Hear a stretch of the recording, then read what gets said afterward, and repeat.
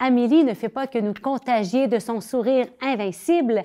Elle nous propose aujourd'hui une réflexion sur le carême et notre défi spirituel du moment.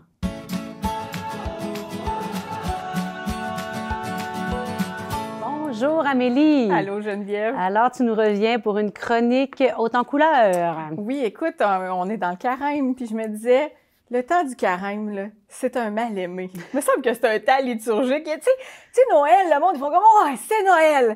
Pâques! La Pentecôte! » Non, mais... Puis le carême. Le carême. Mais tu sais, Pauline, tu sais, je me dis, il me semble qu'on pourrait reniper un peu l'image du carême, parce que tu sais, dans le fond, là, je me dis, on a 40 jours de carême, mais on a 50 jours après Pâques de fêtes. On est des fêteux dans l'âme, les catholiques, là, tu sais. On a des fêtes liturgiques toute l'année. Mais là, je me dis, attaquons-nous à ce mal-aimé. Voilà, puis je m'amusais un peu. Je me dis, on pourrait faire même une petite info-pub peut-être avec SDQ.tv. Vas-y donc! Vas-y. Alors, choisissez la meilleure solution à tous vos soucis.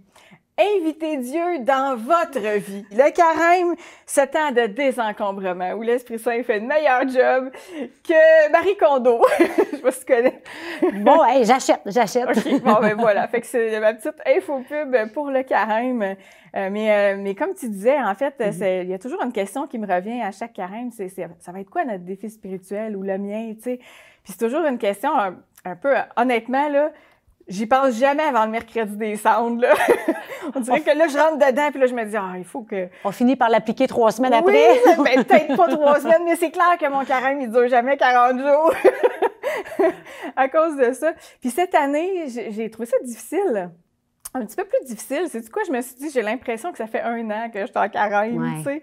Dans le sens où le carême, c'est 40 ans, puis ça réfère, entre autres, au peuple hébreu dans le désert, 40 ans, qui attendait, qui cherchait la terre promise. Jésus aussi dans le désert, puis je me disais, il me semble que c'est un peu désertique notre année. Depuis 1 an, on est dans le désert. Puis on attend notre terre promise, nous autres aussi, tu sais. Fait que je me suis mis à chercher des petits moyens, là, parce que, tu sais, le carême, c'est pas juste de pas manger de chocolat, là, mais pour moi, à chaque carême, je me dis, comment je vais faire pour mettre un petit peu plus de Dieu dans ma vie, là, aussi, tu sais.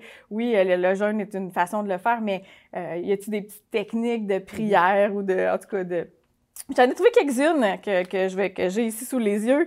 Puis je me disais, bon, ben, tu sais, ça peut-tu être, par exemple, de vivre davantage l'instant présent?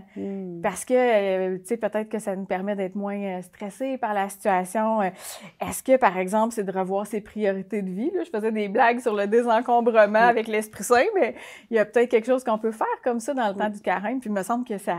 J'aime pas dire ça, là, mais ça rentabilise presque bien le carême, là, tu sais.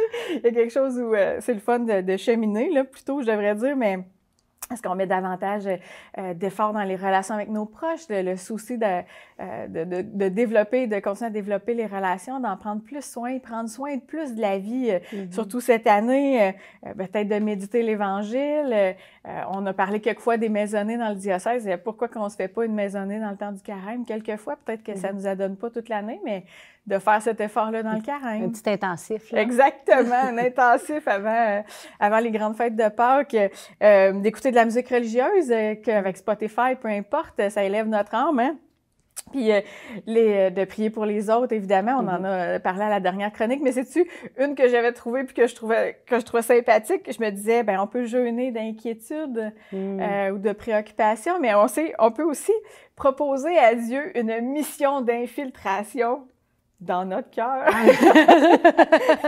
Seigneur, on peut-tu faire une prière comme ça? Seigneur, veux-tu faire une mission d'infiltration dans ma vie? Chez moi. Oui, exactement. Fait que je fais des blagues, mais écoute, c'est même pas ça que j'ai choisi, en fait. C'est quoi? Finalement, j'ai décidé de faire le chemin de croix. OK. C'est une tradition qu'on a dans les paroisses souvent. Hein? Le vendredi. On fait le chemin de croix. Puis cette année, quoique j'ai vu qu'il y a sur Internet, il y a des chemins de croix du côté de Beauport. L'unité pastorale Orléans offre un chemin de croix le vendredi. Bref, mon chemin de croix, quand j'étais plus jeune, un jour, j'ai décidé que j'allais porter une croix dans le cou. Fait que ceux qui me connaissent savent que j'ai souvent une croix dans mon cou. Et puis, je me disais, les jeunes, ils portent des t-shirts de mode, de sport, de Metallica, de groupes de musique, tu sais. Fait que moi, je me disais, je veux porter Jésus dans le monde, fait que je vais porter une croix. Puis, je me suis dit, cette année, durant tout le carême, je vais prendre du temps un peu pour prendre ma croix dans mes mains, peut-être, tu sais, simplement, puis de faire un chemin de croix ou de faire une station dans ma journée, de juste arrêter comme quelques secondes, fermer les yeux, et avoir une intention de prière, que ça soit pour les autres, que ça soit peut-être pour moi, pour ma vie spirituelle. Voilà, c'est mes petits trucs de carême de cette année. Bien, c'est bien qu'on se replonge dedans, là, en pleine mi-carême pour avancer. Et jamais trop tard. C'est ça, une belle ligne droite là, qui nous conduit jusqu'à Pâques. Exact. Merci, Amélie. Bon carême, et j'espère qu'il sera moins mal aimé, notre liturgie du carême. Et on va l'aimer, on va lui donner de l'amour. Oui, oui. À bientôt.